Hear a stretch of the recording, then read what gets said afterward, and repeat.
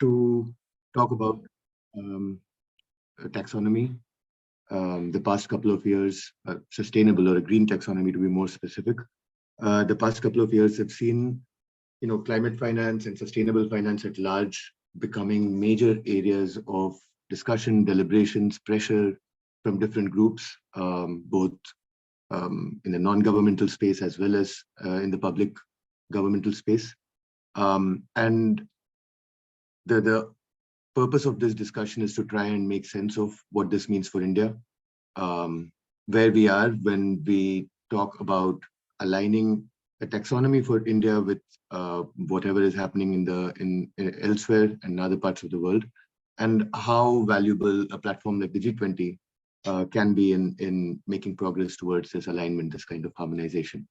So, without spending any more time and without any further ado, I'd like to introduce our panel, which comes with great cumulative experience, both in areas of work as well as the time they've spent, the different forums that they've been a part of, in no particular order. I'd like to start with Ms. Smita Hari.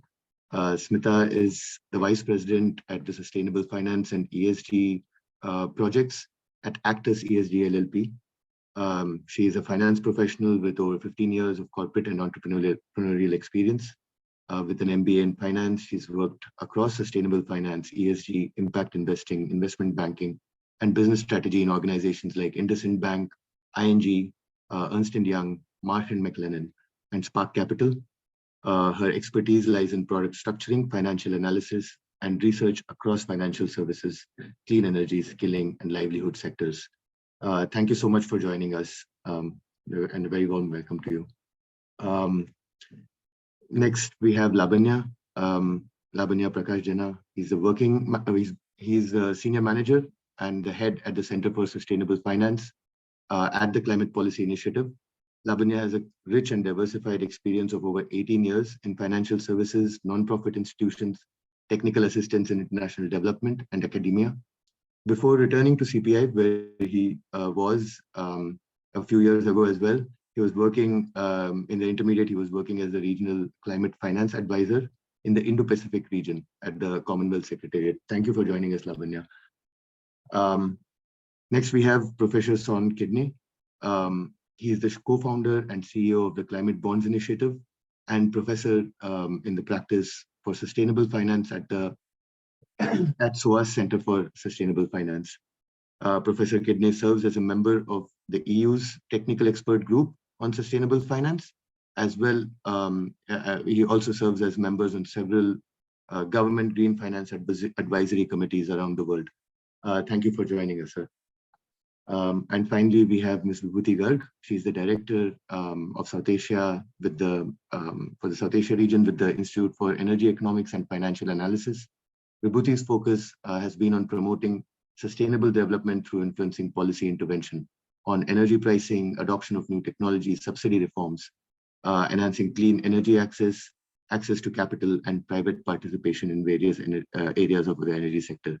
She's currently a member with the U20 Climate Finance Task Force. Thank you so much for joining us, Vibhuti, and welcome to all of you. I'll just lay some ground rules. Originally, we'd planned a short, introductory statement from everyone for about 3 to 5 minutes, which would be then followed up by questions, and the last 10 to 15 minutes kept open for questions from the audience. I'd like to still stick to the first to the initial comments and the questions, and hopefully we'll still have some time to answer questions from the audience. But everyone in the audience, you can, in case we run out of time, you can send them to us, and we'll make sure that they're answered by the person you want to ask them to. So, yeah, without wasting any more time, I'd like to just jump right into the section on initial comments, and invite maybe Lavanya, you can go first, and hopefully we'll have time to come back to you for some more questions, and then Smita, Vibhuti, and Sean please do give your statements.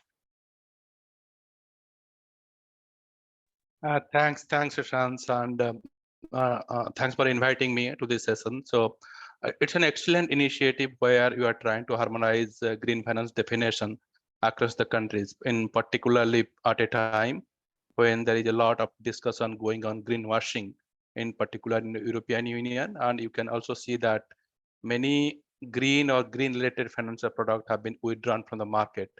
So that's number one.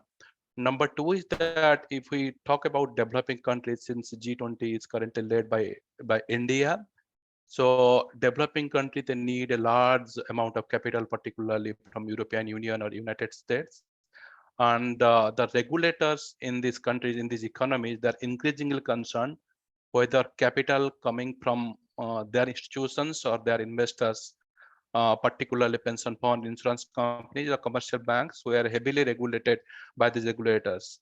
And there are also mis-selling by financial intermediaries, which is creating a lot of uproar, you can say so. So it is important that at this point of time, developing countries, they should sit together along with developed countries, particularly the regulators, the harmonized definition, because at a very early stage, if you are not able to, basically create a trust among the investors who are expecting that their money is going to create some positive externalities or helping them in reducing climate change risk. Not only that, they are also expecting that, okay, my portfolio is safe, it's not heavily exposed to climate change risk, particularly transition risk. So they are very, very concerned at this point of time. It's also helpful for the developing countries. Once they define the green finance, align themselves with international definition, there is a possibility that they can source a large amount of capital. I can understand that it will be extremely challenging also for developing countries. Particularly, they are trying to make green finance with sustainable finance. It's not always necessary that green finance is equal to sustainable finance. There is a possibility that the definition could be different. But at the same time, the companies or the people in the developing country, they should realize that they need a large amount of capital from abroad to meet their green transition goal. So it is critical to align the definition with international standards, so it will be easier for them to attract a large amount of capital. So I'll stop here. Thank you. Thank you so much, Lavanya. I hope we get to come back for some questions. Smita, would you like to go next? Sure. Hi, thanks, Srishan. Hi, Sean. Hi, Lavanya. Hi, Vibhuti. Good to see you. So just to set some context, it's a very pertinent topic. And we all know that, the transmission channels that link climate risks to economy have started showing up, affecting households, communities, essentially all stakeholders. And the poor, middle income, emerging economies in general are hardest hit because of low adaptive capacities. And in the coming decades, we all know that emerging economies are projected to be leading the global economic growth. So therefore, financing green and transitionary assets becomes very important to align this growth with a low carbon transition pathway. But again, the flow of capital is far less than what is required. So, and a key constraint in directing capital flows to plug this huge gap is the lack of a clear definition of what is sustainable, what is not sustainable, what is green, what is not. And the clarity, it's also required, like Lavanya was mentioning, to prevent, undermining the sustainability targets with issues like greenwashing, and to disclose data to demonstrate adherence to these standards. So all this has led to a lot of countries, developing their own common language or classification. And what is exciting about these developments, these regulations, is that they represent, support from policymakers, governments, and regulators to meet global climate ambitions. But what is important to understand that these taxonomy efforts, while they are generally using common principles and conscious of harmonizing, nevertheless, there are, unique characteristics within regions, within countries, which need to be taken into consideration. So, for example, if you look at India, financial institutions are grappling with what is the definition of green and sustainable, right? So And being a part of the global capital system, there is a need to kind of align and much needed clarity is needed. So for example, SEBI came out with the recent green bond guidelines, which has defined what would constitute a green debt security. Similarly, RBI's green deposit framework released earlier this year defines green activities or projects across a range of sectors. However, this has been cited as an interim measure. So people are still waiting for the official sustainable finance taxonomy to come out.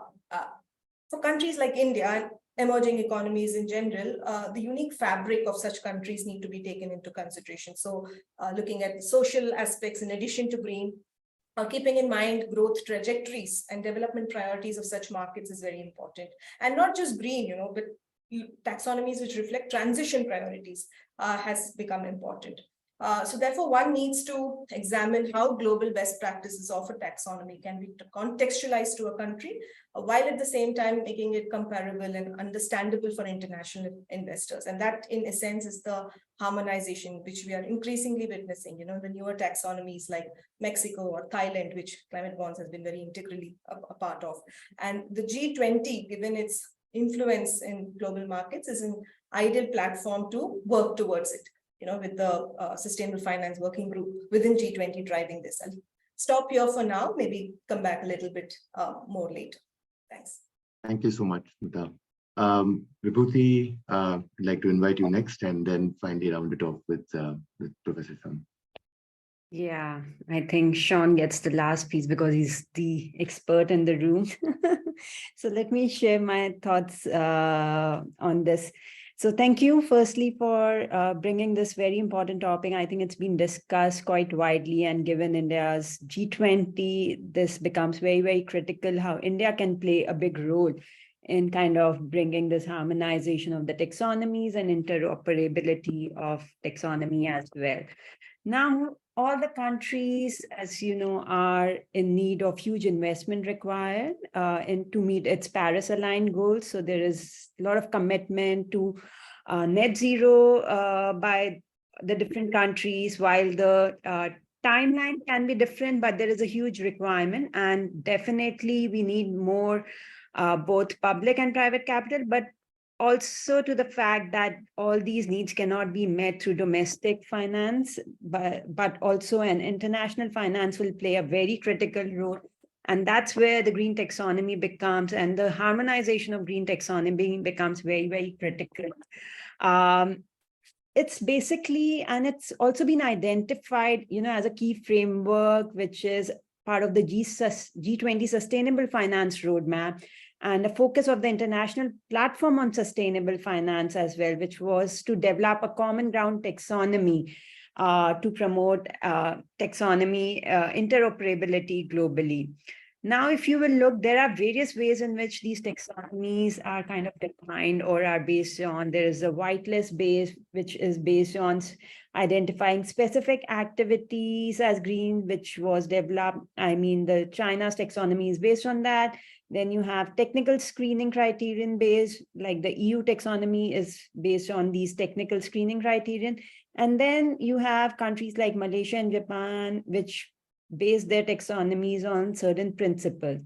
Hence, I think there is clearly a big need for harmonization of these different types of taxonomies, because it poses a challenges, especially for the international investors who are investing in different countries, and for them, it becomes very difficult to understand what it means in different regions and different countries.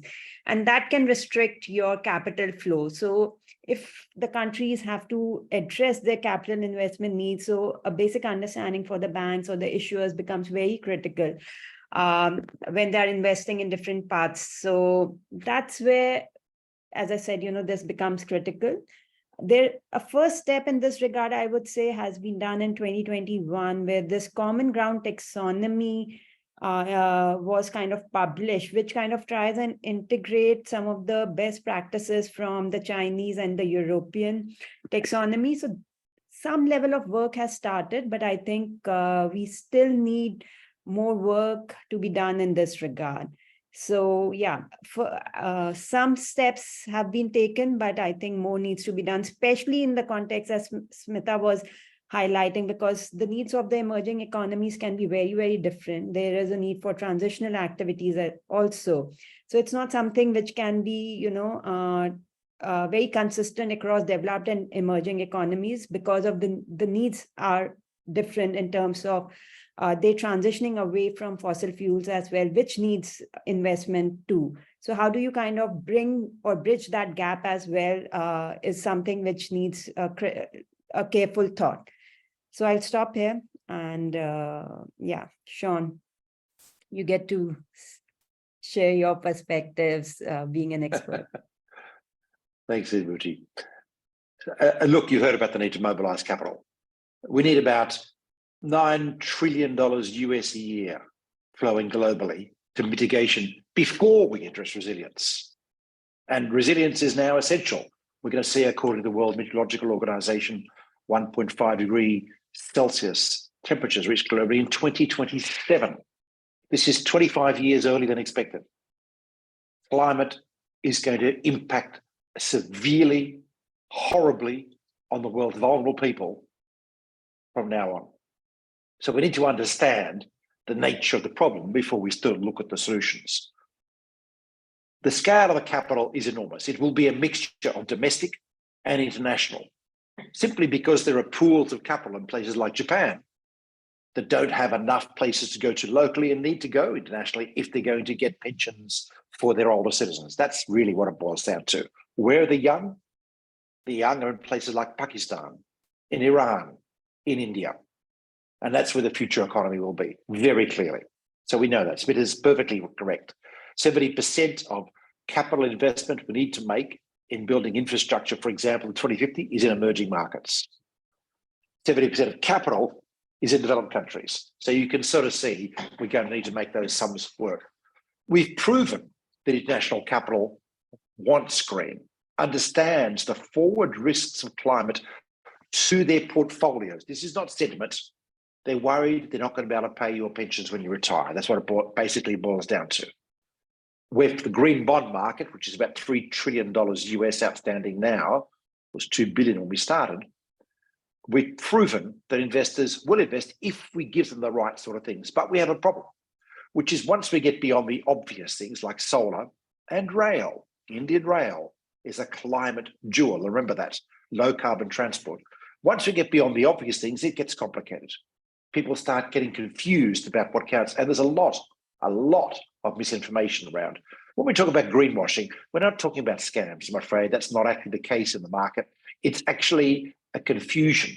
Sometimes, yes, I will say from the fossil fuel industry, a developed, articulated, promoted confusion, but nevertheless a confusion. What does count? From an investor's perspective, they are looking for confidence that when they invest in green, that green will be material to addressing 1.5. That's essentially it. And that's all a taxonomy is, an attempt to try and work that out upfront, including the complicated areas, in a way that is science-based. And by that I mean IPCC scientists, not IPCC government decision. As you would know, the final IPCC report is mediated by Saudi Arabia, the US, India, and governments who change things. Let's listen to the scientists for a change. We've ignored them for 30 years, which is why we're in such a mess, why we're facing large-scale death going forward as a result of climate impacts, because we have failed to listen to the scientists. A good taxonomy starts with the science. And of course, that is what's happening, thank God, with taxonomies around the world. We need to be sure that it's consistent 1.5. We need to be sure that the definitions around what kind of energy investments are consistent. Well, let me tell you something. The International Energy Agency says to meet 1.5 degree, and remember the G20 last year confirmed 1.5 degrees is what we're aiming for. Hey, we are going to lose it. We're not going to get there, but we have to try and get emissions down again so we can hold the world at 1.5. No new fossil fuels of any kind anywhere in the world can qualify, according to the International Energy Agency.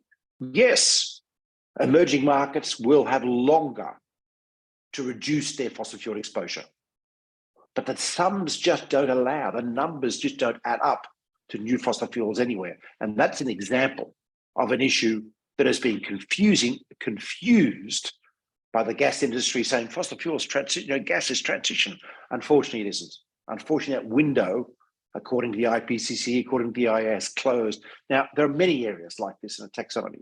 What do we do in agriculture? Way more complicated and yet way more important, because in fact, land use is the biggest source of emissions globally and one of the biggest sources of opportunity if we can shift the sequestering activities, etc. You get the idea. So the taxonomy process has been a process to try and come together with clear rules. When we launched the taxonomy in 2012, it got taken up by China, then the European Union after various inquiries I was involved in. We have run into problems. And that is, governments have tended to say, oh, in this area, it looks really hard. What about we just do this? Because oh, I'm not sure we can do that. That is the common, most frequent response on the part of governments. That's a challenge. And you can understand why. The political economy is complex in these areas, but investors are looking for the science. So when we talk of meta taxonomy, a global taxonomy, there is no doubt investors are looking to be at one with the IPCC. And they want to know that they'll be backed by climate scientists going forward. And that's our opportunity for a globally harmonized taxonomy. I'm not sure that'll have to be led by governments. In the European Union, where I've been advising the Commission for many years, we do have bits of chipping away at the taxonomy. There's some criteria sneaking in. It's pretty good overall, but there's bits and pieces which are weak. And that applies to every taxonomy, I'm afraid. There is no one who escapes that when it comes down to regulated government taxonomy. That's the life. That's the democracies we live in.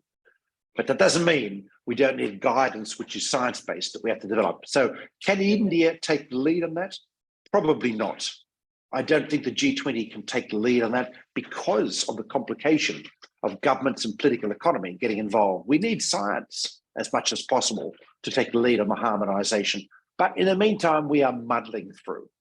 We did do the work for the European Commission on the Common Ground Taxonomy, and we're about to start stage 2, which will involve other countries, not just China and Europe, to bring together a regulated version of a harmonised approach. That'll be a contribution towards it. We do need to make sure that resilience gets included. I mentioned the problems we face about the impacts of climate change. Well, over the next few years, it's going to get worse. We need to know what to do. And frankly, we don't. Mumbai is not preparing for the real difficulties that are going to be coming its way in the next few years, with significantly increased sea level floods, with Mumbai becoming a typhoon zone, et cetera, and that applies to every major coastal city in India. We have work to do to understand what to do, and we need to bring that into the taxonomy, and then that becomes guidance. So when an investor can simply use the taxonomy and say, right, if I have confidence in that taxonomy, I have confidence that my investments are less risk than others, because at least someone's worked out the future fit aspects of it. And that's where we're going with the taxonomy, no doubt about it. So it's a bit of a muddle at the moment because of the issues I raised. But the good news is it's in the right direction. When the taxonomy is being done for India is absolutely in the right direction. It's halfway there. There's more work to be done, a lot more work to be done. The collaboration we're seeing across countries helps the changes. It's in the right direction. But we, in civil society, in science, need to make sure that what comes through is absolutely and resolutely consistent with the science, that is not diluted by industry, that is not diluted by political economy measures beyond ones that are critical to the well-being of our people. And that's the challenge for the next few years. I would urge everyone to get involved in looking at it and engaging at it, knowing there's no silver bullet coming out for global taxonomy. We are going to have to muddle through the global institutions we have, like the G20. It can't solve it, but it can help. It's the best way I would say, put it. I hope that makes sense. It does, and there's a lot to unpack. It gives us a very good pad to kind of launch into the rest of the discussion, and we are going to try and address as many of the points as you raised right now and see where we stand and what can be realistically achieved with this whole effort. Just like to check if Lavanya is still with us.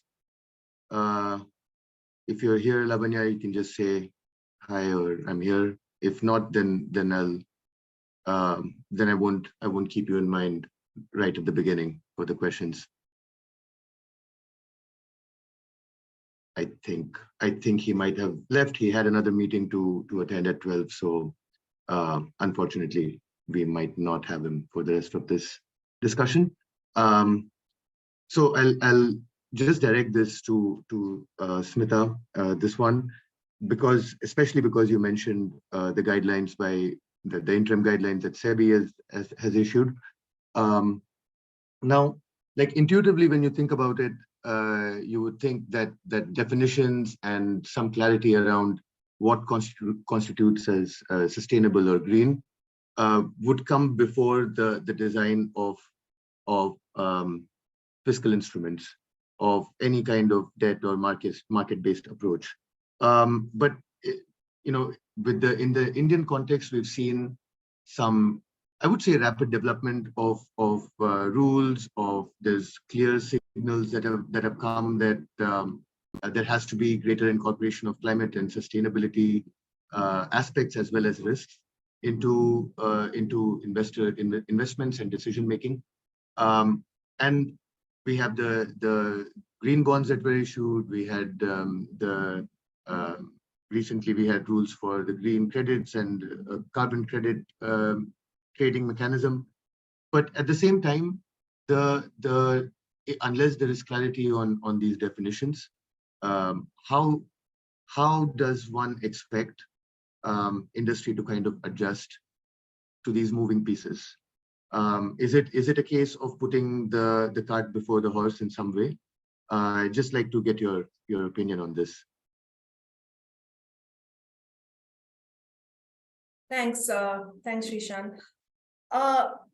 Very relevant question, and I think as Sean had laid out, it is important to kind of put all these building blocks in place before we kind of expect people to go down that path. So I'd like to bring in disclosures here.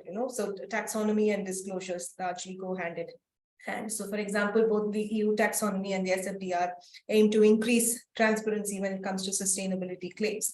And comprehensive taxonomies instate investor interest in the social environmental benefits of sustainable investments, right? So this would, of course, require additional data, but I think it's important to consider the unique fabric of each country, each economy. While doing that, while drawing in from international, international standards, so to say. One aspect is about how you kind of include stakeholders within, different discussions when you're both in developing the taxonomy as well as implementing it. So usually it's seen that the government agencies, central banks, regulators typically been responsible for developing taxonomies. In fact, I was reading somewhere the Sustainable Finance Working Group in Panama had the manager there from the stock exchange had indicated that participatory processes and collaborative work are at the core of construction of taxonomies. So if you look at how private sector is kind of collaborated to take this whole initiative forward, I think they're very important stakeholders. And it's also happened in India, while India's taxonomy was getting developed, how there were different working groups from different organizations, banks included, in coming in and kind of giving their inputs in developing the taxonomy. And once this is developed, of course, the ministries do the sign off, and then the political angle then comes in there. But to get these building blocks in place is very important before we move ahead with, putting out those regulations, etc. And specifically with India, with the green bond guidelines, which were updated by SEBI, and the green deposit framework, which I mentioned about, they largely mention on what constitutes green. But I think international investors look a little beyond that, right? Having green buildings is not sufficient by itself. So what actually constitutes green building is more important. Stop for now. Thank you. Thank you so much for that. Now I'd like to just shift gears a little bit, and Vibhuti, I'd like to bring you in. In the whole, because when we talk about taxonomies, when we talk about also all the instruments that kind of rely on the taxonomy or similar definitions, classifications, we have seen, and Professor Kidney also mentioned the possibility of or the risk of greenwashing. Now, in this building of a green taxonomy, there is a very real aspect of what is the political economic aspect of it, and there's also a pull of having to do something to meet certain development goals, commitments to the Paris Agreement, targets, and so on that are either internationally or locally set. How important do you consider this process of building it? Beyond it being just a block, how important is it to the credibility of these goals and the activities that come up? And are there any trade-offs that will have to be made in the political negotiation that goes into creating this and then into possibly harmonizing it within a more international context with whatever is happening in other countries? I hope that question made sense. If not, I can try to reframe it. Right. So, Shishan, we have been looking at the way, there have been a lot of resistance with the EU taxonomy, for example, where gas was included as a transitory fuel and as part of your green taxonomy. So there was a lot of resistance from the countries which were, using coal as well, that, countries which are relying on gas, if they can be termed as green, then, if you want, while it emits less carbon, but still it's not the cleanest fuel. So why are we including gas as green as something which was not universally acceptable? So I think there comes the role of political economy. There comes the push from various governments, how they want to define green. So that's where, we have been talking about science-based targets. I think that's the point where there'll be less interventions from government, how they see what benefits their countries or their development, and then define what constitutes green. So if something is more scientifically driven, there are less chances of human kind of, interventions or political interventions in the way we are trying to kind of define. So that's where I think the role becomes important. So clearly, most of the countries, while they were defining their taxonomies, were in silos. And that's where this whole element of greenwashing was becoming more and more evident. While one needs to applaud that 30 countries approximately now have a green taxonomy framework in place, but they have some common grounds, but they have differences as well. And from the different, issuers' perspective, with different instruments, whether it's bond, equity, it becomes very, very confusing, for each issuer to, when they're investing in different countries and regions, how to understand what constitutes green. And more importantly, how they want to define, as per their regulation, whether they are meeting those kind of targets or not. So a more scientifically driven approach is required rather than, different government coming in and playing their kind of stance of what constitutes green. Thank you so much. I think that adds to what Professor Kidney was also mentioning, of keeping science at the base of it. But that also kind of opens it up to another line of questioning. Science, even at the IPCC, rarely, if ever, remains apolitical, even inferences or the approaches that are used, they come into question. We have a lot of experience with the headache of trying to agree on measurement approaches or just how things are monitored. I think a lot of the work streams under the UNFCCC have that issue of not being able to nail down a measurement approach that works for everyone. And when it comes to this idea of the taxonomy, I would imagine that this is the politics of a scientific approach itself would also come into question. So how would, different governments go about trying to harmonize this?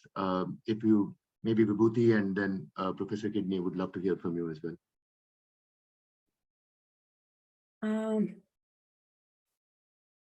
Even if you are going to take the scientific approach, every country are on a different transition path. So I think the timelines would be different. I mean, you can't do away with either gas or coal in certain geographies because of huge reliance. So it's going to take some time. But as we said, no new investment in these fossil fuels is something we can start as a base with and gradually start investing money to phase out all these fossil fuels. So I think the definition of even the green taxonomy cannot be static, is my idea. I mean, I'm happy to hear others' views as well. It has to be dynamic in the sense that currently the emphasis is not to invest any money in any new creation of, fossil fuel-based assets, but at the same time, helping some of these economies to shift away from fossil fuel, that also needs a huge amount of money. How do you bring that kind of an investment as well? So that's something which, different governments can start discussing and bring that kind of a discussion into the fore and start defining how they want to make this more, as we said, Paris aligned or keeping global temperatures to 1.5 degrees Celsius. So I think that's something which needs to be constantly kind of discussed and adopted as part of the taxonomy as well. Got it. An iterative process, even at getting to, what works best. Professor Kidney, would you like to add to this? Well, science is iterative. And yes, when you get into the detail, it's messy. It clearly is. Trying to figure out, let's take some hard areas like land use changes that are required, some of which are forced upon us by the impact of climate change, and some are going to be forced on us, and some of which are necessary for sequestration, for example. Some crops are very good at fixing carbon in the soil. Some crops, like maize, are very bad at fixing carbon in the soil. Ideally, we would shift our diet towards crops that allow us to fix carbon, for example. And that's an issue of wet rice and dry rice as well. So there's clearly some challenges for us in figuring out the optimal path. And the taxonomy is simplified guidance so that a bond trader looking at a kind of terminal can make a quick call. That qualifies, that doesn't qualify. We need to have that simplicity to make it work. Or at least that's what we've done and where it's been successful in the past. But there are some challenges. In the approach that we've pioneered globally, there are three kinds of sectors. There are green sectors. Let's call the solar cell, where there's not a lot of dispute. There are arguments about disposal of cells at the end of their life and so on. But I'm going to say they're actually misleading arguments because there are issues to be fixed, but they are dwarfed by the impact of fossil fuels. A lot more people die in Delhi every year from air pollution from vehicles and coal than they do from the toxic waste of solar cells, that kind of relativity. So there are discussions about relativity. The second area is transition areas. So in taxonomies we worked on around the world, including the Indian, we've got a discussion of essentially compromise that's been made. Ideally, our scientists will tell us we should stop emissions tomorrow morning at 9 o'clock, boom, like that. We should have done that in 1990. And everything other than that is a compromise. But unfortunately, it doesn't work that way in our society. So we have to push the nature of the transition to zero carbon as quickly as we can, as robustly as we can. And we've been developing criteria with many bodies, with the Science-Based Targets Initiative, with the International Energy Agency, with friends like CEW in Delhi, about to try and provide guidance about what are suitably ambitious approaches in the steel industry, in the cement industry, in shipping industry, and so on, in property, where ideally all buildings would be net zero carbon. And that is, they would be efficient enough, they wouldn't need a lot of external energy, they would be able to access their own solar on the roof, or whatever it might be. We're into complications at that particular point. So there is certainly a lot of work to be done on fleshing out transition pathways in different sectors. I will still argue that there are some absolute boundaries, and the science is extremely clear on fossil fuels. This is not an argument with one of different countries. To the credit of EU, Vibhuti says there's a section on gas. When the EU passed that, and we campaigned in the European Parliament against that particular addition to the taxonomy for gas plants, they did put so many caveats, there's never going to be anything built. To be precise, you can do a gas plant in the European Union if it replaces a coal plant. It can only be 15% of the energy generation of the coal plant. You have to provide evidence that you could not have built solar and wind to replace it. And it has to be low carbon by 2035. That is, you can't keep using gas for the lifetime. You have to replace it with hydrogen or biomethane within 10 years. These are pretty tough conditions, frankly. But the headline has been terrible. And of course, we all work in the civil society side. We know the important political headlines. And this is a classic one. Oh, Europe greenlights gas is what ran around the world. Unfortunately, politics is full of those sort of things. And if there are equivalent things happening in India, oh, we have to let this one through for politics, even though we're not actually going to do it. I'm going to say there's a lot of areas like that in India. So this is where the science butts up against the politics. And we're going to see more of those areas in land use in India with resilience. This will be a big issue because we're going to see some drastic changes to the lives of smallholders over the next 10 years. We need to prepare them. Well, that's going to be politically a hot potato, I'm afraid. There are going to be a lot of farmers that are going to resist that. What do we do in relation to the taxonomy? What kind of rules do we put in which signal the changes that are coming through? Some will be beneficial, so on, which takes me to the next thing that we need to do to make taxonomies work. Taxonomies provide guidance. They can do guidance on enabling. That's the third area, by the way. Mining for green transition is an enabling investment. Grids are enabling and so on. But we have to link all of these things to incentives. If you don't have clear reason to then go green, it's a bit of a muddle through. We have one incentive in place, which is that global investors are concerned about recalibrating their portfolios to be less exposed to the negative aspects of climate policy or climate impact coming through the system. That's point one. And that's not just European investors. When the Indian government issued a sovereign green bond to domestic investors, to their surprise and shock, they got a 6.5 basis points benefit by tapping domestic investors, i.e., there were domestic investors that wanted the green flavour compared to the Indian vanilla. So this is domestic as well as international, I'm going to say. Life Insurance Corporation of India has been very clear in the past. They would like to see more green bonds coming through. We've got different things we can tap. But then there's regulatory support that we can do.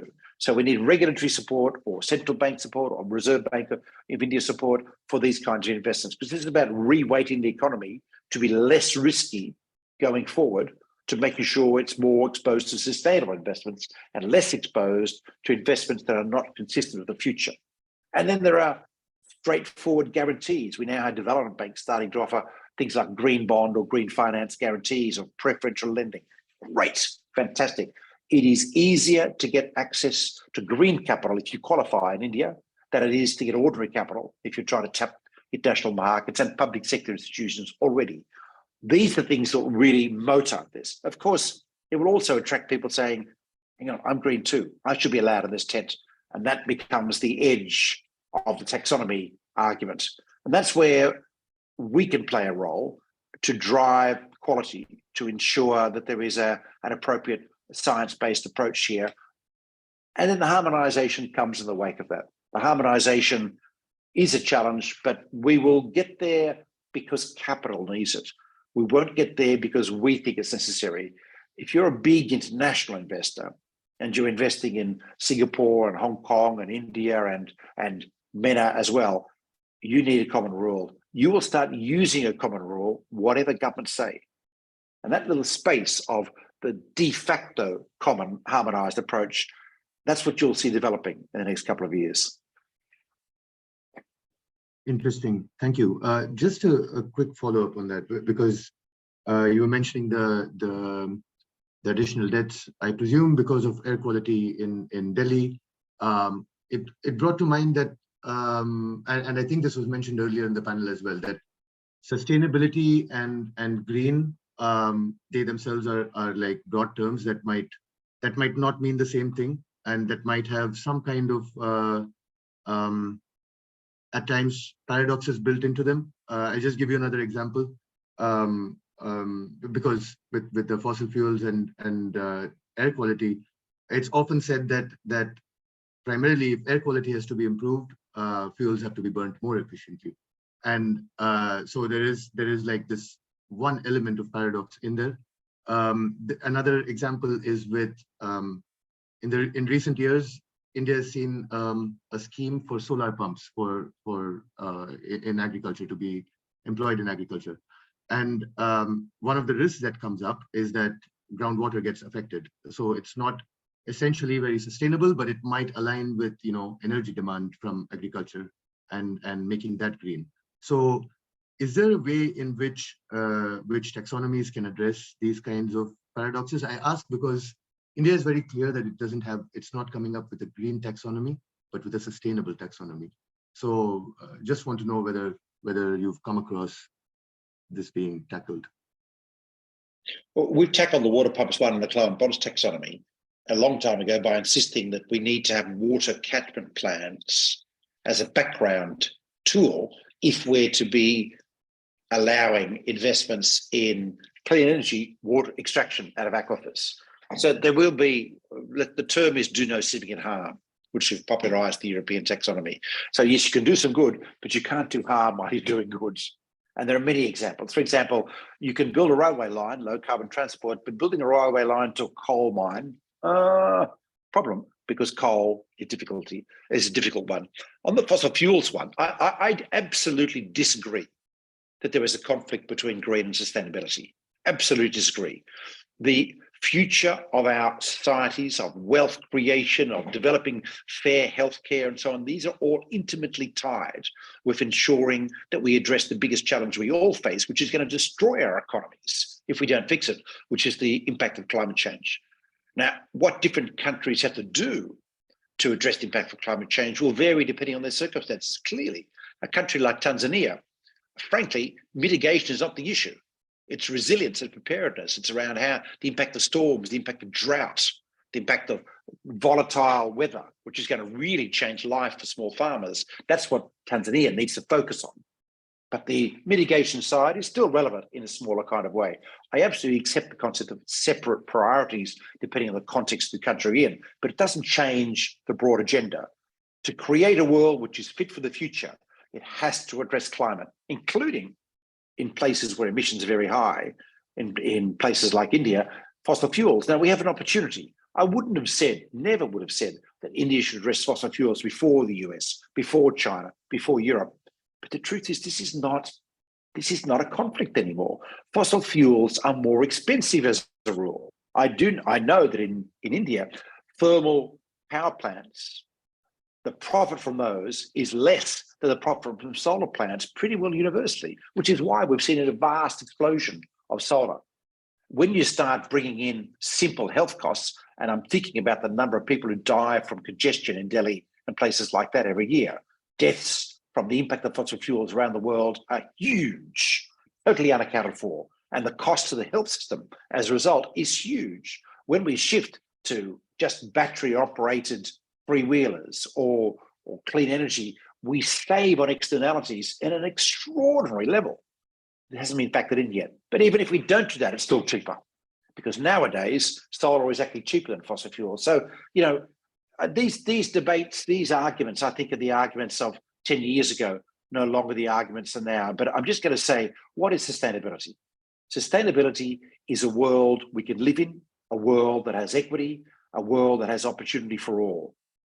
If we don't address climate change, there is no future whatsoever for our children. So we have to ensure that they are combined, they're integrated, it's the same agenda. The detail, yes, there's a lot of detail. Bring the scientists, good scientists into a room to work it out, come up with a solution in different areas. Europe has not got agricultural criteria because member states couldn't agree on it. They squibbed. India can sort that out and then contribute that to the global discussion, for example. Thank you. Yeah, and further to your point, I think markets are well on their way to recognizing that coal is no longer an option. Private capital just seems not to be available for coal anymore. So even without a taxonomy, that just the movement seem to be determining that that path. I'd like to shift gears a little bit, and Smita, I'd like to bring you back into the discussion now.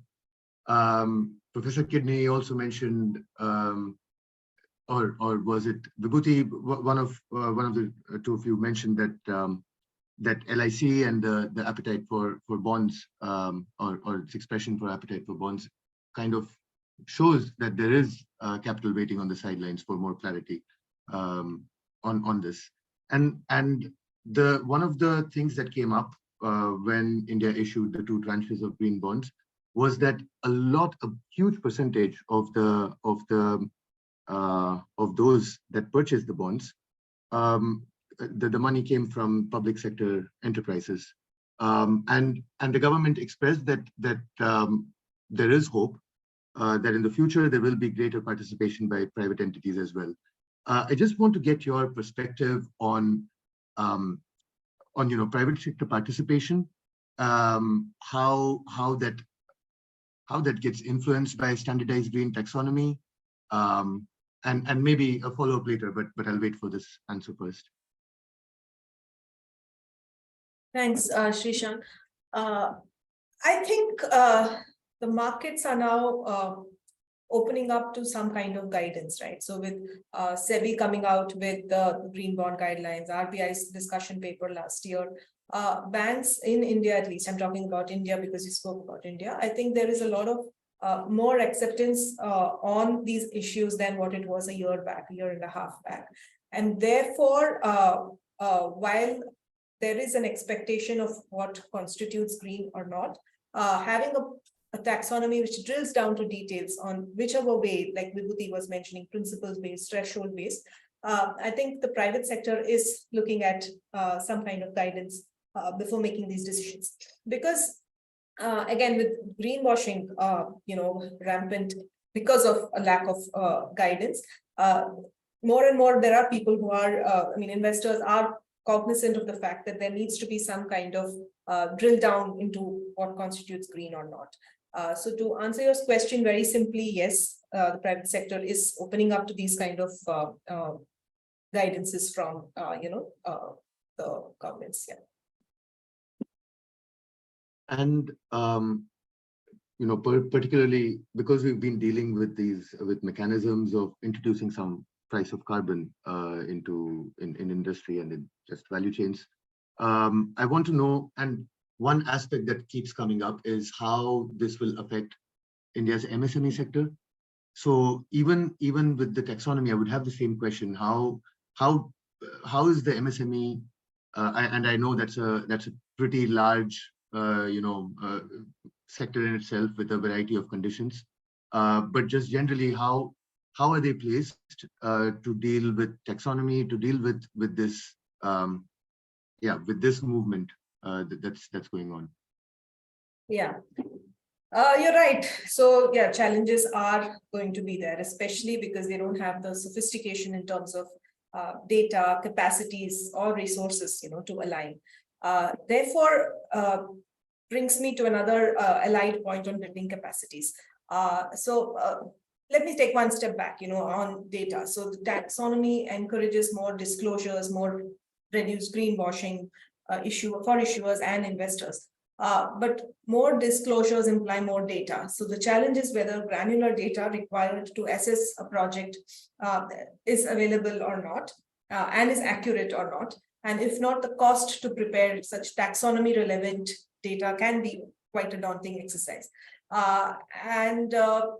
The other aspect is about so assuming there is information available, what is the capacities within MSMEs to actually go down this path, to kind of segment on what is green, what is not green, etc. So mid to small size firms will find it difficult to align resources, align capacities to get there. Therefore, this comes in from a policy side. There has to be assistance in terms of scaling this up. One approach could be a phased approach, like a lighter version of BRSR came out for disclosures, something on those lines, based on the size of MSMEs. But I think in a sense, eventually supply chain will need to catch up, because if larger companies of the world are expected to align to this because of their investor pressures, it could naturally flow down to supply chain.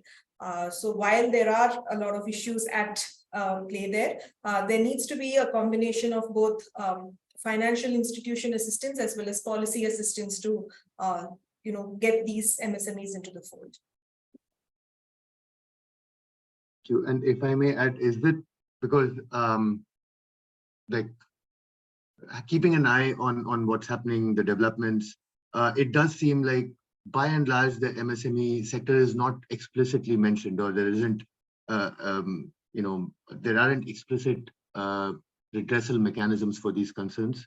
Is that something in your knowledge that's in the works, or anything that can safeguard against this possible or even probable creative destruction that might come up from these measures? So like I mentioned, taxonomies, at least to my knowledge, when they are formed, do not distinguish. Sean is of course the expert and he can add, but from what I think while taxonomies are brought out, especially for economies which are largely MSME dependent like India, there has to be some caveat in terms of how this can be translated down to the smaller enterprises within the country. And I don't know if this is happening in different parts of the world, but in my mind, that would be important eventually, if not now. Got it. Thank you. Sean, would you like to add anything, any experience that you'd like to share?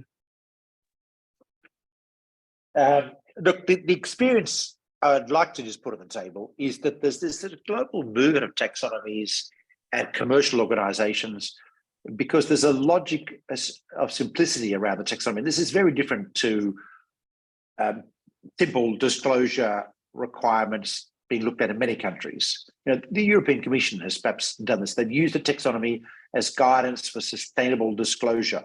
And it's called a sustainable taxonomy in Europe, to be precise. So all investors, banks, and corporations now have to disclose on an annual basis their investments that are in line with taxonomy. This is creating a huge furor in Europe, or at least a huge pile of work. Lots of work for consultants, of course, unfortunately in some ways. But fortunately, in the sense that everyone is now thinking, well, what have I got? What am I doing that's sustainable? So that part of it is actually very powerful. The question that we all need to ask, all organizations, is what are we doing to contribute to the change, to contribute to addressing the problem we face? So I'm going to say that part of it is fantastic. But in other countries like the US, where there's no guidance along these lines, we've now got companies like banks starting to develop their own internal taxonomies. I'm going to say, I have some friendly advice about things they've got to improve, but they're fantastic in terms of going in the right direction. But a couple of major banks adopt internal guidance. So when they talk about what's sustainable, they now have a framework in which to talk about it. And it's not about saying you have to have a calculation for scope 3 emissions, which is useful, but way too complicated at a deal level, way too complicated at a specific entity level. It's guidance. If you're a triple glazed window manufacturer, yes, that qualifies. You just have to tick that box. If you're doing drip irrigation on your land, that qualifies. That's good. If you're using a solar pump to get water out of the aquifer, as you said earlier, Srishan, no, that doesn't qualify unless you've got X, Y, and Z in place, etc. These kinds of rules are being used by institutions, and the harmonisation is still a challenge. The G20 Sustainable Finance Working Group Principles of Taxonomy has influenced those conversations. Some of the independent, some of the business associations, like the Global Financial Markets Association of Banks, have put out principles based on the G20 Sustainable Finance Group, and there's a kind of cascading development underway, no matter what's going on at a government level. In the US in particular, where there's no movement at this stage by the government, partly because the Biden administration wants to see how this is going in the rest of the world, and partly because they face a very hostile Congress, and it's unlikely they'd probably get it up. So there's reasons in different countries. There's always a different political context. But this diffusion of this idea of simple clarity of guidance is everywhere now. It's across all the world's major economies, whether there's a government economy or not. This is a challenge, but in a way an opportunity for the harmonisation issue, because if we can get investors, who are the ones who are the customers here, the big investors, and institutional investors like Life Insurance Corporation of India do control some $130 trillion of assets at the moment. If we get them to start adopting a broadly common approach and working together through people like the Net Zero Asset Owners Alliance or the Climate Action 100 Plus or the Principles for Responsible Investment or these various international groupings, that will actually have a lot of power, and there's more chance of avoiding the political hot potatoes that we get into sometimes in some countries with these criteria. And I can, there are a couple of examples like Kazakhstan, where it's the taxonomy has been very diluted when it comes to the fossil fuel matters because of domestic political issues. We avoid those because investors at the end of the day are the ones who make the investments, and they are very much global in focus. So it's an interesting thing. This rabbit we've let out of the cage of taxonomies has run wild and is propagating all over the place. We're not going to have a very simple approach to a global taxonomy. It's not going to be led by the UN or an institution. It's going to be necessarily a little bit of bottom up. The way we manage it, the way we keep it on the line, is make sure the science voice is always heard and continue to do it. As Smith says, it's complicated in parts. There will be debate. Just we need to make sure that whatever happens, there is a consistent, clear, science-based consensus. Science is fundamentally a consensus approach, right? It's not about deciding that the atom bomb is going, all these bits of science and contested ideas. We take as much consensus as we can now. And when it comes to climate issues, actually there is a huge amount of consensus, a vast amount of consensus. If we work on making sure it's translated into finance, we'll get there despite what looks like a complexity of approaches at the moment.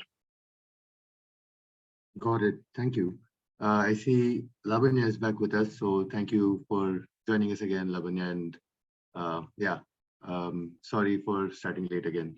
But I'll try to bring you in directly right away. I don't know how much of the discussion you were able to listen into, Lavanya. If you have any thoughts or anything that you'd like to share on whatever has been spoken about so far, please do feel free to do so. No, I have not heard anything actually. So I was in another room. So you can ask me questions. I'll be happy to answer. So no problem. That part I missed. Sorry for that. No problem at all. Now, like the topic of discussion today is on the harmonization, and we have alluded to it. We've touched on it, but a lot of the discussion has been on what the factors that could play into India's sustainable taxonomy. But one aspect of harmonization that kind of comes to mind is also harmonization with existing standards and existing sustainability rule sets. And I'm wondering whether there are any potential conflicts there that would need to be addressed, or any kind of issues that could be stumbling block in creating something that is aligned across different measures or different boards. There will be particularly on the climate adaptation part, because climate Sorry, adaptation. Lavanya, we lost your voice. Can you hear me now? Yes, I can hear you. Can you hear me? Yes. I can. Okay, so I think on the climate mitigation part, we may not find so much of a difference between definitions between one country to another country, but the bigger issue will be on the climate adaptation part, which is very, very local in nature, because the climate adaptation of one country is maybe completely different from climate adaptation from another country. So there you will find a lot of conflict, even if government of India. So if you see the documents, they will say that food security is climate adaptation activities. Sometimes yes, but necessarily all the time food security will be a part of climate adaptation. So you will find a lot of challenges, particularly, I mean, since the amount of capital currently flowing, mostly for climate mitigation, not climate adaptation, because it's extremely challenging to find out what exactly climate adaptation. So you'll see that. Then on the climate mitigation part, you may find challenges on the energy efficiency in the MSME sector. For example, energy efficiency in a large, heavily capitalized industry is different from energy efficiency in the MSME companies. They may not have enough capital expenditure, capex available to invest in a highly high-tech capital or high-tech facility or equipment to reduce the energy intensity tremendously. So that may not be able, it's not possible for a MSME company in India particularly, or any other developing country. Anyway, they struggle to raise capital from mainstream financial institutions. So if we compare the energy efficiency of MSME companies, we'll say, okay, for MSME company, energy efficiency is different compared to energy efficiency in a large scale enterprise. So then you will face challenges, because all the time in the case of energy efficiency, MSME companies will be omitted. Okay, they will not be qualified to be called as green finance definition or so. They will not be eligible. So that's another aspect. Then another thing I'll also point out, in certain industries, for example, some countries are far ahead. For example, in the case of cement industry, let's say, there are a lot of discussion about that. How can you make hard to decarbonize industry to reduce carbon intensity? If you see the carbon intensity of cement industry in India, it is far better than United States. Okay, so there is a possibility that you'll find protest from developed countries. Okay, your intensity is our intent. In that case, there will be lobby from the private sector. Okay, you cannot align with the green finance definition because we are at a different level altogether. It will take a long time to reach that level, to reach a level playing field among the industries in different countries. You'll find that kind of protest also. So we need to be careful about that. So that's the limited points I have. Thank you. Thank you so much. Very interesting points. We will definitely get to the role of resilience, adaptive capacity, and so on in the last part of the discussion. I also wanted to mention that the MSME sector and how this affects the MSME sector was the subject of the previous question. So one thing that probably is like a little bit of a follow-up to you as well is, are you aware of any kind of provisions that are made for the MSME sector to reduce the blow, to soften the blow, or to soften the pressures that come with these taxonomies, as well as with regulation requiring, greener, more sustainable investments?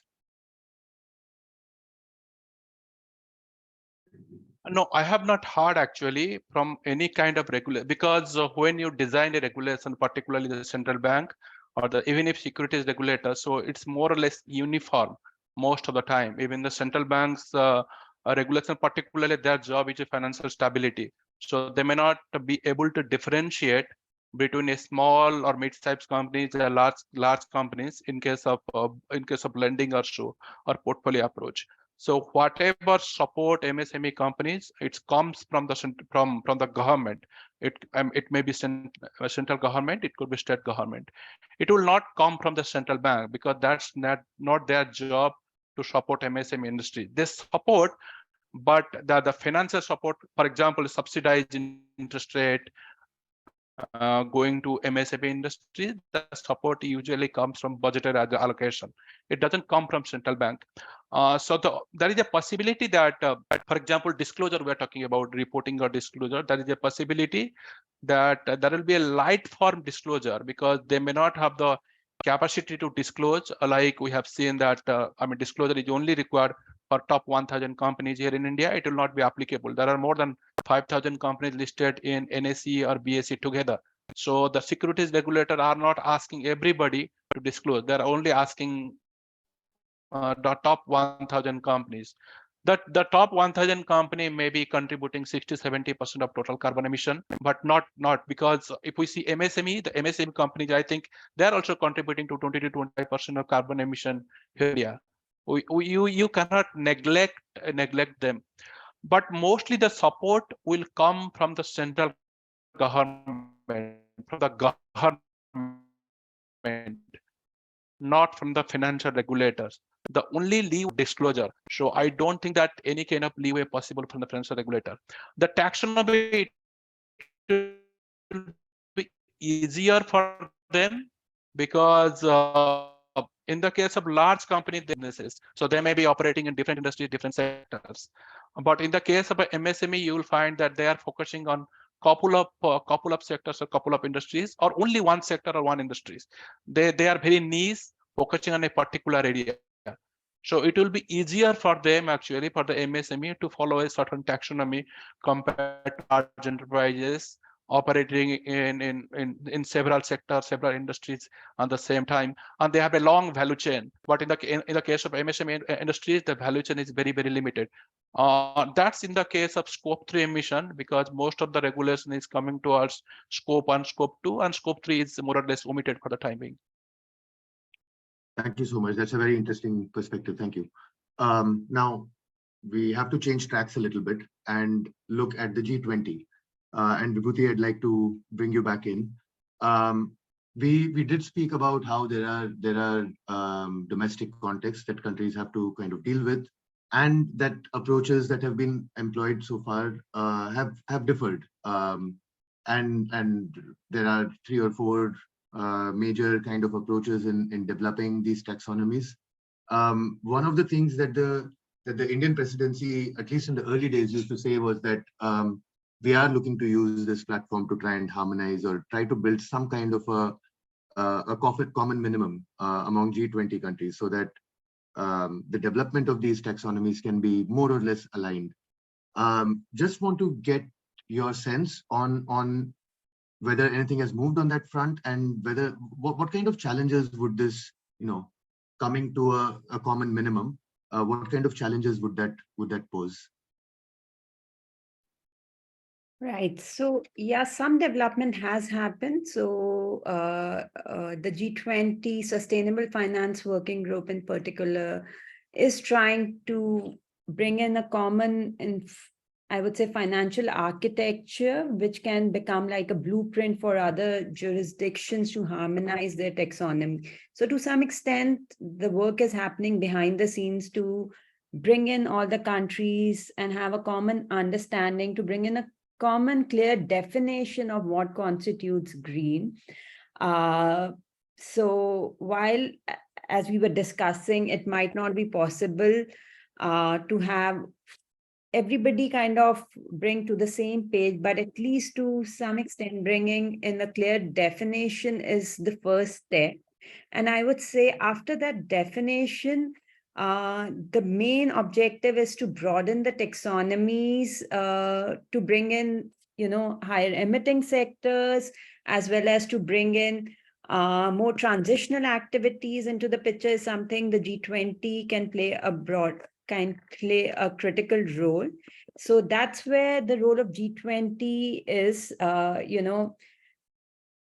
have a clearer definition, broaden that taxonomy to include more other higher emitting sectors as well as the transitional activities, so as to avoid the green washing. And more, I would say, in terms of the bottlenecks that you raised, there can be a lot of issues which we have highlighted in our discussions. Say, for example, an energy efficiency can be very different in one particular geography versus other, even from the bigger sectors vis-a-vis the MSME. So there are challenges in kind of bringing all kind of, the sectors, as well as bringing in all kind of the organizations to a one common platform, because the challenges can be very, very different for MSME versus other sectors. So I think these are some of the broader challenges.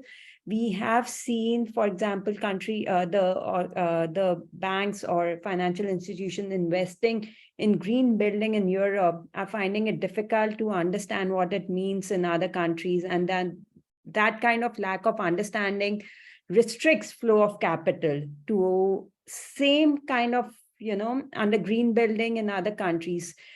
Because of lack of understanding what constitutes green building in other geographies. So these are some of the challenges which are being faced and which needs to be probably addressed in terms of what it means. Thanks.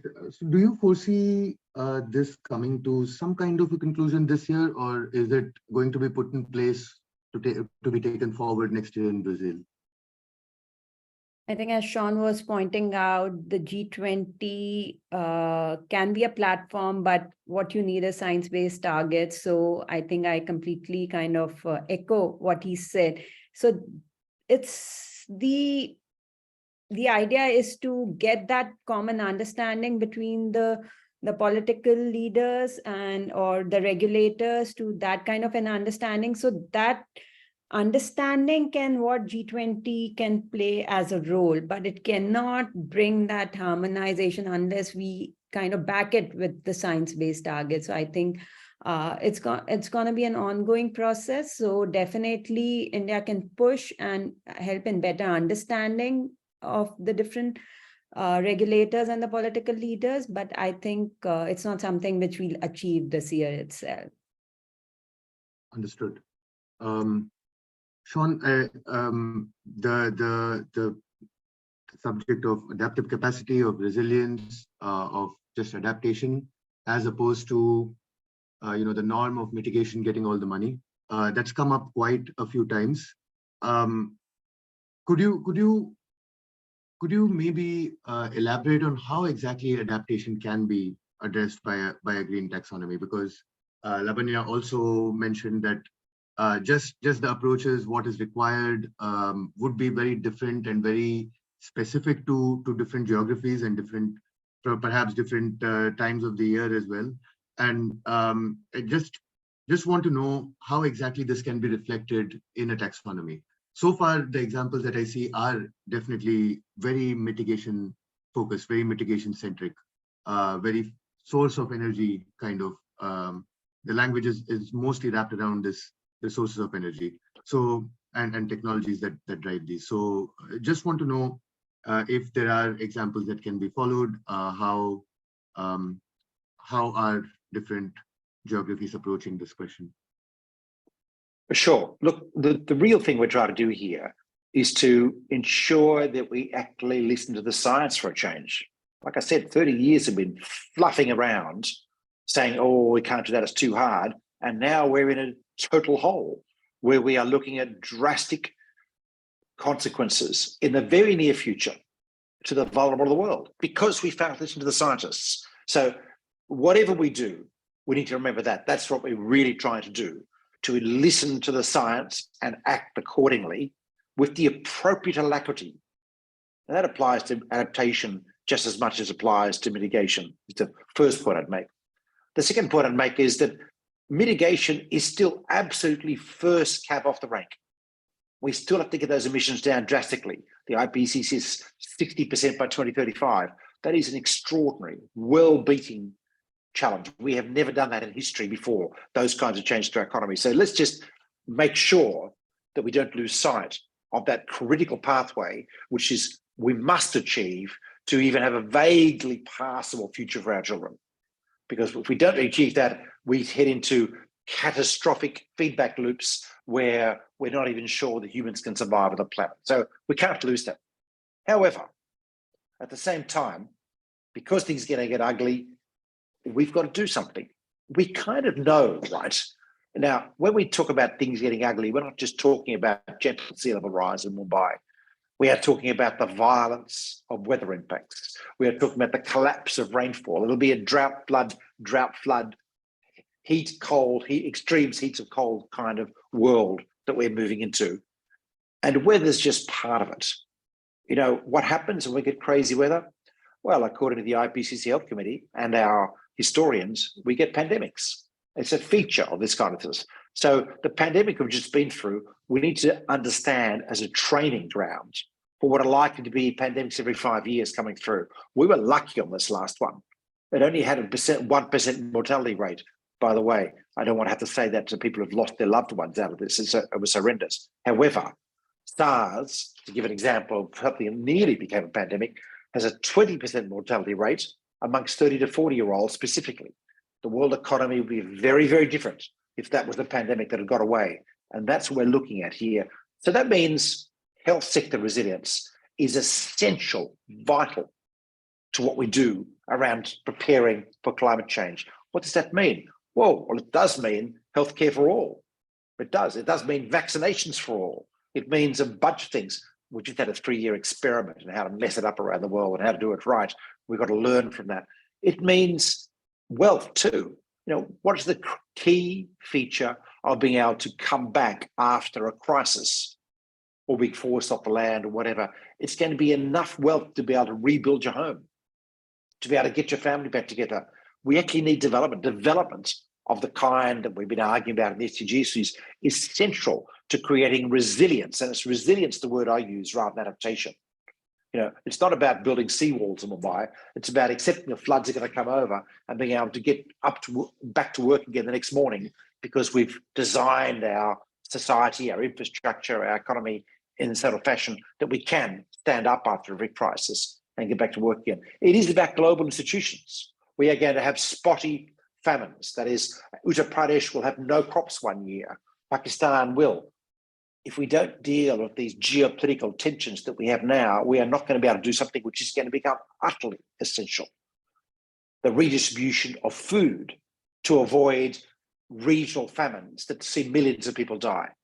That's going to mean the World Food Organization and so on is going to be support international institutions that can work across our national boundaries are going to become vital. You can sort of see what adaptation resilience starts looking like beyond the physical. We already have investments that are clearly being used. There are green bonds for adaptation in the water investment in South Africa, in the US, etc. That's already there. We published 2 weeks ago a framework for taking resilience taxonomy forward with the UN Disaster Risk and Relief Organization, which gives you a forward agenda of how we do this. And yes, Lavanya is quite correct. There are lots of regional specificities, but it doesn't mean there aren't global rules about what you need to do to approach it. Some of those will be process rules. Have you done a resilience plan for your metropolis? Every single city in the world, every single city has to have a resilience plan because of the kind of threats that we're going into now. We can, if we act on those plans, create places that we can live in, that'll be cooler, that'll be productive, that'll be able to absorb the hundreds of millions of people that are going to move into the cities every time there's a major climate catastrophe and make sure they have jobs. This requires a level of planning that we have failed to do over the last 30 years in many countries of the world, but is eminently doable. We have the science, we have the knowledge. So the resilience plan, a resilience taxonomy may, in some parts, include minimum requirements of planning. In the same way, the water taxonomy that we're currently applying globally, we require catch-up management planning. That's the antidote to the solar pumps taking water out of the aquifer. If you haven't got a catch-up management plan, then you can't be saying your investments are sustainable because of the nature of the way water works. And a catch-up management plan, by the way, includes aquifer management. And you've seen the horrible stories about a depletion of water from aquifers in the last couple of weeks, this is, and their impact on in fact, the wobbling of the global poles at the moment. These are essential regions. So this is where we get into the complexities of designing taxonomy, bring the science into the room, and then work out what can we say that is simple and clear for finance. That's the process of taxonomy. That applies just as much to resilience as it does to mitigation. Thank you. I think just in the conventional sense, it's the returns that are always seen, and even when we talk about taxonomies, it's always in terms of what is investable and what isn't, and that is a gap that I hope gets bridged pretty clearly. What we consider a return. Just one final question to you. You did briefly mention that that, or you did briefly mention that you don't really consider these kinds of developments happening in the UN, at the UN, to be very likely. Is there a role for, and you also mentioned in your previous answer, FAO and implicitly through the pandemic, WHO. Is there a role for international organizations under the UN to put together a taxonomy, both for resilience as well as for mitigation? I think I made my comments, my thoughts about how we develop a global taxonomy with the support of global investors area. But in terms of who can contribute, well, for example, in our catalytic agricultural investment taxonomy that we're currently working on at the Climate Bonds Initiative, we have many experts from people like FAO or CGIAR or national bodies like the Indian Institute of Agricultural Research involved in those processes. We bring the science into it. I'm not so sure it's up to FAO to develop a taxonomy because they don't understand the finance side, and there's a bridging of finance and science. That's the art of this particular project. But yes, you absolutely want their voice in there. You want their views as part of the mix and properly addressed going forward. So I think that's the way to do it. That's one answer. There's a separate answer, which is the role of global institutions as we go forward. There's no doubt in a world of chaos, which is what we're consigning ourselves, we need ways to bind ourselves together and work across boundaries. And there, global institutions that are robust and work, and I think you can probably pick and choose amongst the UN bodies accordingly, are absolutely essential. People like FAO, World Food Organization, or World Health Organization, we don't have time to invent new. We've got to make the ones we have work better. We have to invest in them and increase their budgets and all those sort of things. So in terms of the dealing with the issues arising out of the impact of climate change, absolutely essential. On your first point, by the way, Srishan, on investability, taxonomies don't address investability. Public sector addresses investability. At the end of the day, that's really what happens. We built the world's bridges, not by leaving it to the market to decide where to build them. We decided where we wanted bridges, and we made sure either raise the money ourselves as a government, which is perfectly reasonable here, or created concessions specifically to ensure private capital went in that direction. There are ways of doing this to address investability. We need to make sure that some things are engineered to be more investable than other things, which is exactly the way we build a modern economy. So I don't worry about the investability. I consider that a relatively simple. We published a guide, Climate Bonds, 101 policy ideas for ministries of finance, which outlines all the fiscally efficient options that we've been able to find to bring together. There are lots and lots of things that governments can do to ensure investability is improved, including, by the way, the energy policy approach that India's used to promote solar power for auctions and so on. They are actually mechanisms to ensure investability at the end of the day. So there's lots and lots of options there. That is not the issue. The issue is understanding what it is that we've got to do first. And in too many areas, it's not clear. Well, especially in resilience, as Labanya was saying, we have to really do work in that area urgently to understand how to prepare. Got it. Thank you so much. That's actually a very good answer to wrap up the discussion more or less, because we are out of time. The questions are many still, and I'm sure we could have kept going on, but it will have to be next time that we get to them. I just pause to see if there are any questions. I see that there is a hand in the panel. Yeah, Smith has been so patient. Please go ahead. I'm so sorry. No, I just wanted to add a couple of points to what Sean told on, bringing in international organizations like the UN or World Bank. So I think they can support taxonomy developments from a technical assistance perspective. So just like a couple of examples is reading somewhere about the working group on sustainable finance taxonomies in Latin America and Caribbean, for example, where they had established a common framework of sustainable finance taxonomies for the region. And while it was being led by the ministries, UNEP, UNDP, and World Bank were part of the technical committee. Similarly, I think in a couple of years or 2-3 years back, World Bank had kind of released a guide on developing a national green taxonomy for emerging markets. It was more like a guide, and this was in response to a request from Central Bank of Malaysia, BNM. So I think from similarly to what Sean was saying, it was more from a contribution perspective and more from a technical input perspective where these agencies can come in. Just wanted to add that. Thank you so much. That's super helpful. In case there are any questions from the attendees, from people listening in, please do let us know. We don't have too much time to get to them, but also feel free to write to us later, and we will pass them on and ensure that they can be addressed. If just give that a few minutes or a few seconds, and if there aren't any, then we can close the session. And thank you so much to all of you for joining us. Sorry again for starting late, and hopefully we can carry this forward. We'll keep an eye on what's happening with the G20, with the taxonomies, and especially if India does issue its sustainable taxonomies, then we get back to this discussion. So thank you so much, and have a good day, everyone. Thank you. Bye-bye. Thank you. Bye. Bye.